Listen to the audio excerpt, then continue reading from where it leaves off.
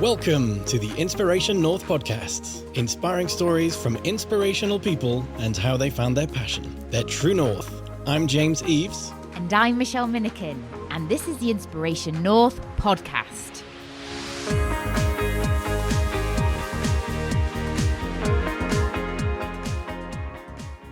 Today's episode, Using Your Strengths to Build a Career You Love with Gillian Jackson. We talk about how using participation changes people's lives, why social enterprises are good businesses, and how getting thrown at the deep end, far out of your comfort zone, increases confidence. Gillian's role at Livity is incredibly diverse. As the central point for youth engagement, she heads up Livity's huge variety of youth programmes, which include work experience, mentoring, advice, skills, contacts and support, as well as personally working with hundreds of young people that come through Livity's door each month. She often devotes her time, inside and outside of work, to working tirelessly with young people. The young people Gillian has worked with, many of whom are not in education, employment or training, have gone on to be incredibly successful, working for the likes of NASA and the UN. Gillian is currently spearheading the expansion of Livity's nationwide youth engagement platforms, which will include the broadening of its youth network, cultural partnerships, an online opportunities hub for young people, and an annual sponsorship fund for new talent. Gillian's background is in live events organising, and outside of Livity, she also works on many solo projects, including her own company events initiative, Disco Dodgeball.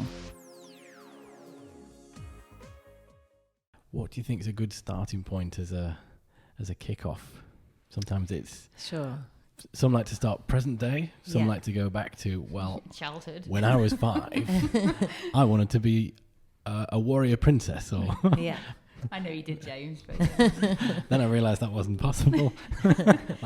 So where do you think would be what would be good place? I guess I could start from... So my role at Livity, I'm head of engagement here. So Livity is a really, really unique business in the way that we use creative participation. So we bring in young people to work on lots of the different range of kind of projects that we have. And then in doing that, they get paid opportunities, but also it helps them to get ahead in their careers. And for me, being at Livity has made me realise that actually my expertise is in participation, which is like quite a specific thing. And I kind of discovered that when I was at university.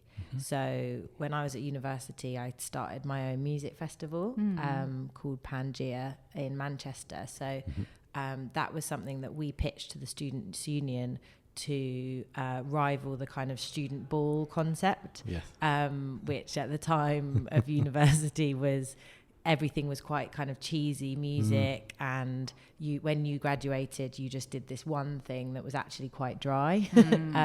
So having been to kind of Glastonbury festivals and different festivals, I knew that it was something that there was a bit of a kind of gap in the market there.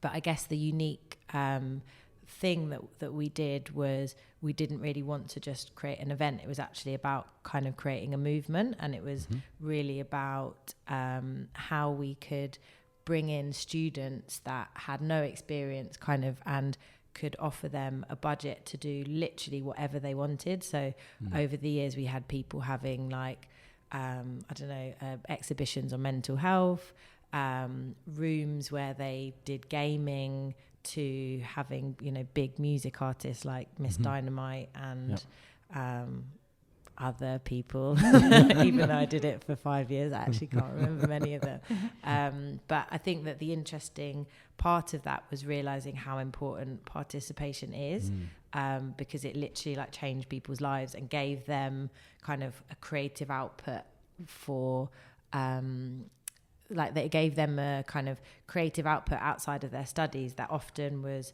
a massive difference in, the way that they felt, the confidence that they had, how they then had jobs after university as well. And it was a really successful festival as well. So we did it twice a year. It grew to having 6,000 attendees there. At one point it was the biggest student-led festival in Europe, and it was something that I think it really sort of coined a way of working for me that I've kind of tried to sort of take in my other jobs as well. So after I left university, I moved to Malawi in Southeast Africa and tried to kind of use this concept again. And I worked for a music festival out there called Lake of Stars Festival. And the most kind of interesting element of this festival, so I knew the organisers of the festival were English, and I'd met them through working at Pangea Festival. And I kind of was about 21 or 22, and all, you know, it was like, definitely I'll move to Africa where I've never been and try and create a music festival there. That sounds great. But actually there were a number of different challenges, obviously, that came with, you know, there was no electricity at a certain point in the day. We had a petrol shortage at the time where we were running everything on diesel generators. There was kind of a number of different challenges that we kind of had to face, which is probably another story. But the interesting thing was realizing again how life-changing participation could be. So the festival works on this idea of see Africa differently. So it's not a charity, it is a business that has worked out that actually the kind of microcosm of society that's kind of created around a festival where, you know, the rubbish collectors are being paid, the barbers are getting more work, to the, you know, the apple sellers at the side of the road. Everyone is actually making money from having 10,000 people suddenly coming into that country. And so it made a massive difference to the GDP of the overall country, but also getting people involved was, again, really, really life-changing for them. So at the time I went and lectured at a university there. And being like a young person myself and being able to kind of say my experience of festivals was an incredible opportunity, and also started to really make me feel confident that actually like festivals were the most life-changing things ever. And that actually I was kind of, I think when I came back from Malawi, I thought that I was going to kind of take over the world with a new type of working, which was essentially like kind of getting people involved in working on festivals. So after coming back from Malawi, I really felt like I understood kind of a new way of working with audiences, and realizing that the kind of the life-changing difference that it can make to people's lives being involved in projects. And that was something that I really wanted to kind of find more in my work. And for me, it's been a really unique experience in that I've never worked for a charity, but I've always believed that doing good is important. And so I also worked at a company called Orange Rock Corps, which worked in a kind of really unique way where young people would come and volunteer for 4 hours on a project, and in return they would then get a ticket to a gig. So they would see people like Khalees and P. Diddy and people like that. And that these were kind of like massive gigs at the O2 and similar places around the UK. And so that they had to then do 4 hours of volunteering in their local community. And what was really interesting about being involved in that project is actually that the young people preferred the volunteering in their community than they did going to the gig tickets at the end. And I remember we interviewed a young girl that was like, she'd just seen, I think it was like Pink and Khalees and, you know, all of these massive artists and Lady Gaga. And we said, what was the best bit about your project? And she said, I've painted the adventure playground that I used to go to. Brilliant. And that was actually her best experience, but she would never have done that if they hadn't had the kind of carrot at the end. But yeah, so I've been working kind of in participation, but also in events and music for like the last 10 years. And when I found Livity, I think it was like sort of everything that I'd wanted to do, because it kind of accepted this idea that actually, in order to make money, you can have a mission at the center of what you do. And I think that actually there is a kind of danger in the idea of a social enterprise, in the fact that it sort of you shouldn't necessarily need to sort of post that you're that you have a worthy cause in order to make money. Actually, it's like social enterprises are good businesses, and every business should be a good one. And actually, so to kind of explain more about what Livity is, so we target young people that haven't been to university, and we essentially create a kind of bubble of support around them, where we believe that actually the best thing that you get from going to university is the networks that you make. It's your flatmate's dad gives you a job afterwards, or two of you that met in the students' union are now starting a business together. They're the kind of interactions that mean the world and that will kind of change your life. It's not necessarily the course that you do.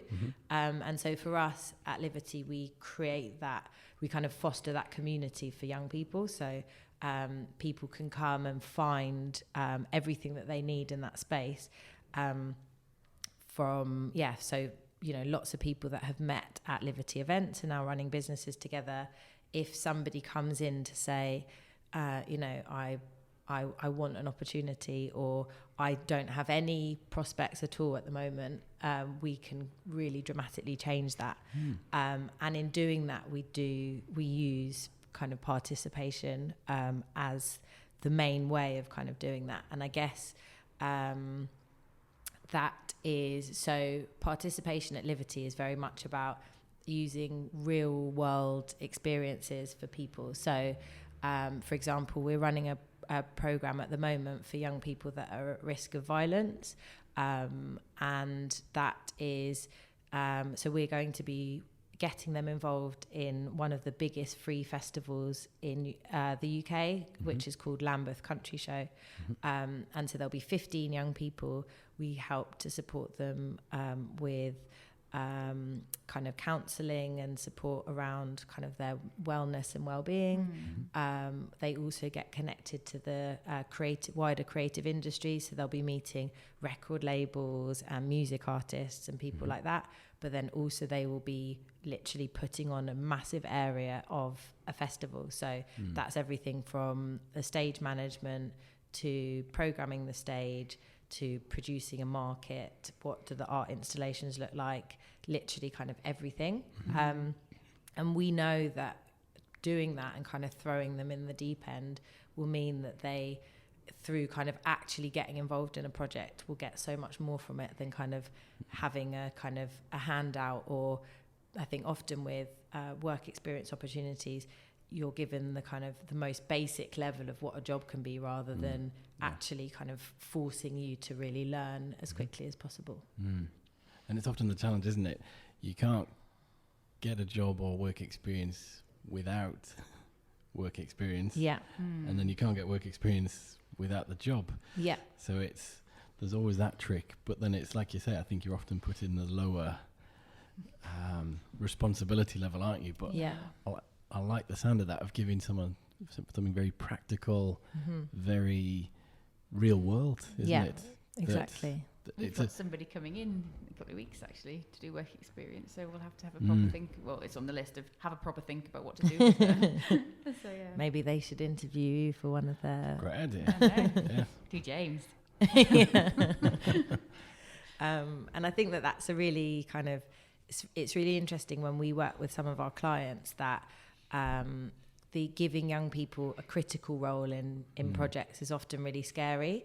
And actually, not just because people don't necessarily think that they can do it, but sometimes, like I've definitely heard this comment sort of countless times, is that people feel like, maybe I won't have a job at the end of it. And actually, I think it's really interesting that that we can't see that bringing young people into the process often will just make anything richer, and often the kind of diversity of thought that you get from it is it's kind of invaluable. So often some of the work that we've produced with our clients can be some of the best work that they've ever worked on, as in the clients have ever worked on, because they just haven't worked in that way before, which is really interesting. It's all new ideas, new perspectives. I always find as well, people surprise you in whether it's they surprise themselves or they can surprise us. When you're thrown into the deep end and you think, oh crikey, but actually when you're in there and you start rolling with it, swimming, you sort of think, oh, actually I'm doing what I thought I wasn't. I didn't think was possible. Yeah, exactly. And I guess that's where, if you really, your heart's really in it and you're bringing that energy, people, well, I think a lot of companies pick up on that, and new perspectives, new energy.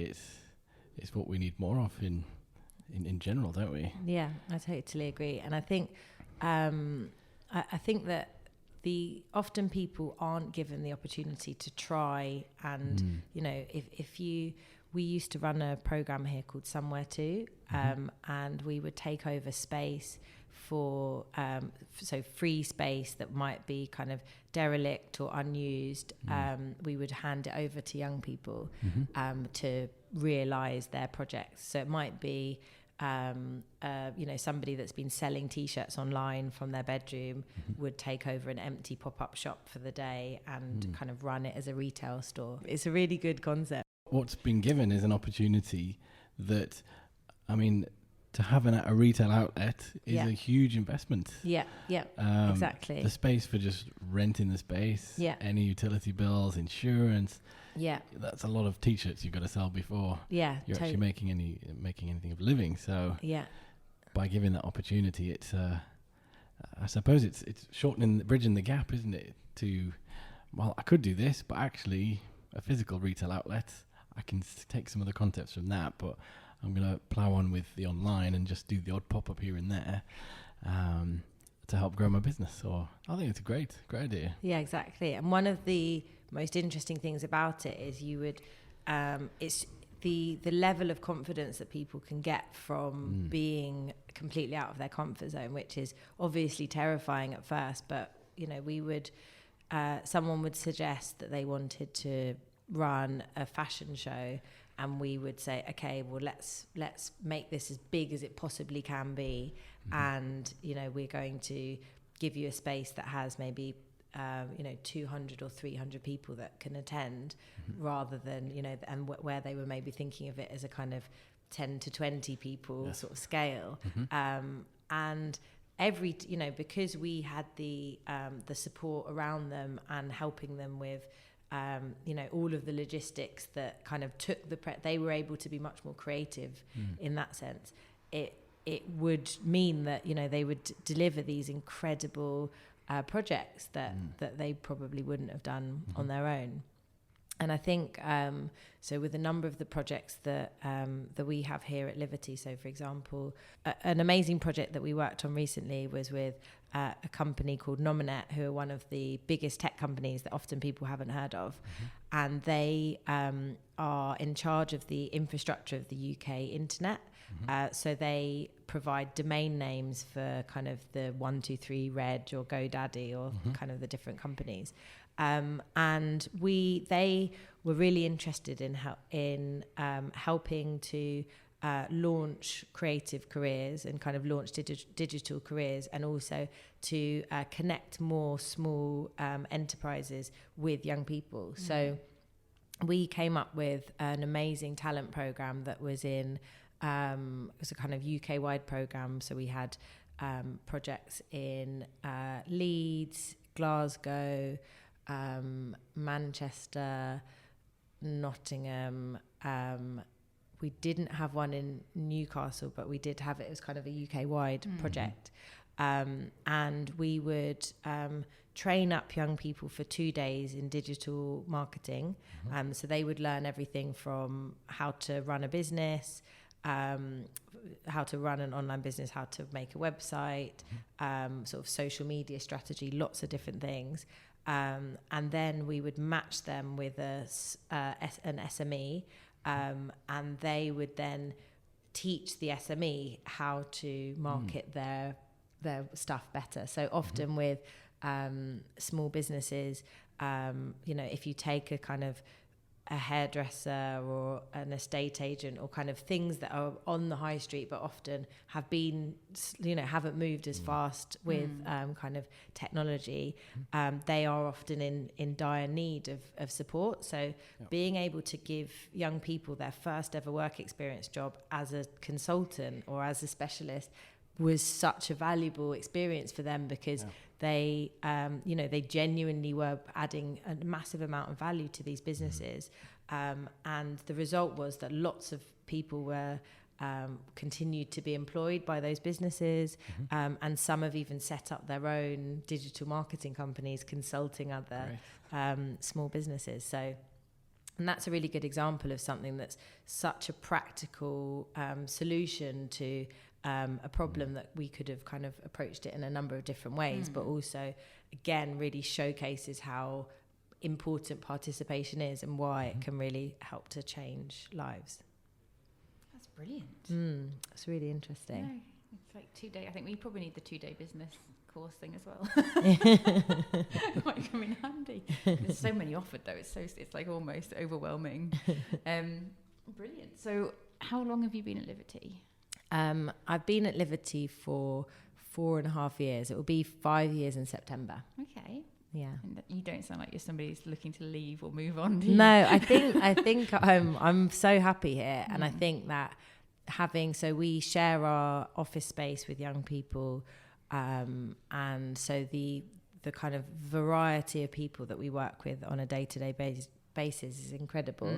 And you're constantly challenged. I feel like I'm not only challenged in the work that I do, but also in just some of the conversations I have are just so interesting, and kind of I haven't yet found another business that, not that I'm looking, that kind of has such an amazing display of like kind of working with their audience in such a like direct way. No, that totally makes sense. Is that, when you talk about Livity, and do sort of friends, family, what am I trying to say? It's kind of... Do they get it?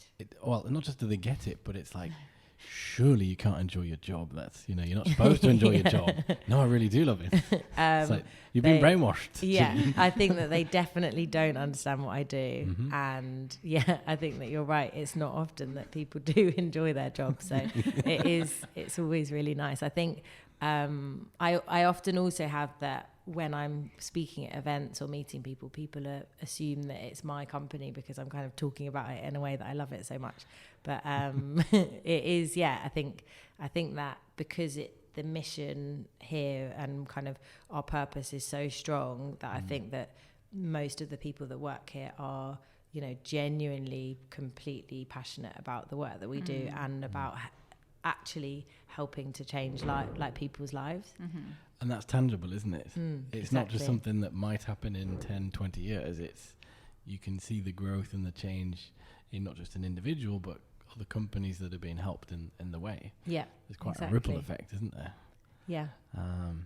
And even in the time that because I have been here for quite a long time now, being able to see young people that are, going on to set up their own businesses, or that the work that we've done has had such a direct impact on like them changing their kind of life trajectory, I think it's amazing to see. And we're still, I feel like I'm more and more seeing people kind of going on to progress in amazing ways. So yeah. That's fascinating. I know, it's great. What are the sort of ages of the young adults that you work with? So we work with young people that are 16 to 25, but if people come into our network, they don't often leave. So we can sort of still be connecting with people that are kind of over 25 and equally sometimes people younger than 16. So, but that's the sort of remit. Okay. There was something you talked about at the very beginning, I think it was, about this sense of purpose and having values in a company, and quite often corporates, there's a set of values and a mission statement, and it's you know, I can think of applying for jobs, and I think, well, that's exactly like this company, or there's nothing really there where you say, bloody hell, this company's going places. I want in. What do I need to do? And that, so what?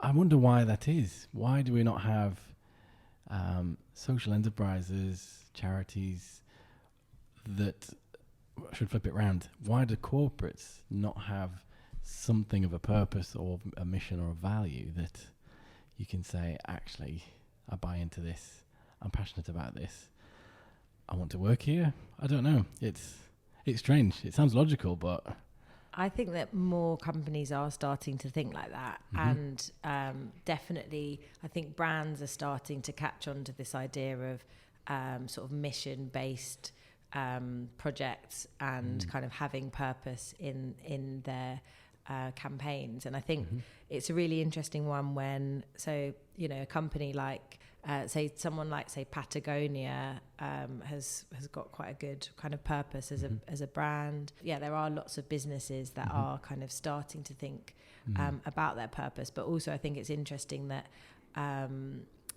it is definitely, I think that audiences are starting to pick up the need for it more, especially, you know, in the kind of state of the nation and sort of situation that we're in right now. I think that it's difficult to overcome the fact that actually what is, you know, any business's effect on the climate or on people or, you know, I think people and planet now, it's such an important thing for us all to be thinking about, that it's kind of impossible to believe that people can be making money and just taking and not thinking about giving back. And I definitely think that even in the 5 years that I've been here, like when I started to talk about my job 5 years ago, there were a lot less people kind of understanding why it seemed to be important than there are now. And I think that it seems like we're moving in a kind of positive direction anyway. Yes. So. No, that's great. So if you had to go back and speak to your, sit down with a cup of tea with your 18-year-old self, what advice do you think you'd give her?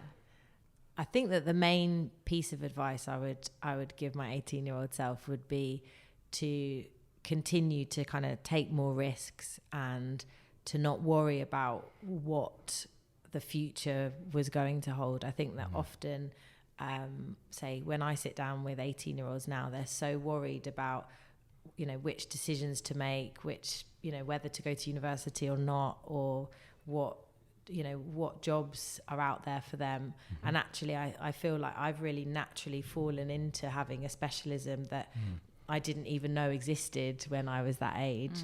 And actually having, I think I've kind of naturally just done whatever I've enjoyed in my career, and that has ended up affording me with a specialism that I really believe in. So yeah, I think it would just be, don't worry about stuff. Yeah, it's such an important piece of advice, though. Yeah. I think even now. Yeah, I need to take that 5 notes. We have one guest, so Claire, who's a coach. She said, "I'm glad you asked me this because I was in the woods yesterday having a walk, and I did this exact exercise. That's the word. Thank you. But instead of me speaking to my 18-year-old self, it was the 18-year-old self that was giving her the advice. That's interesting. Be yourself more, be happy, don't worry, be less stressed, take action." And it was really a flip, wasn't it? I know. That just what you said. Actually, what I would be telling myself at 18, I should probably be telling myself and reminding myself today. However old you are, right, here, James. 22, you know. Plus VAT and shipping and handling. Oh dear. That's good advice. Well, brilliant. Well, thank you ever so much for being coerced, volunteered into coming to speak to us today. No worries. It was an interesting experience. I'm not sure how different it would have been had I had more time to plan. It's like, ramble about my life. It's good. It's the best stories are like that. No, definitely off the cuff. But don't do what I would do. Go sit at your desk. Oh, I should have said this. I should have said that. I should have said that. Yeah. Just let it go. Kiss it and send it off into the universe. Brilliant. Excellent. Thank Thanks, you. Gillian. Thank you. Thank you. Thanks everyone for listening. Check out all the show notes at inspirationnorth.com. Join us again for the next episode when we'll be chatting to another inspirational person. If you like this, subscribe and tell your friends. If you didn't like this, subscribe anyway and tell everybody.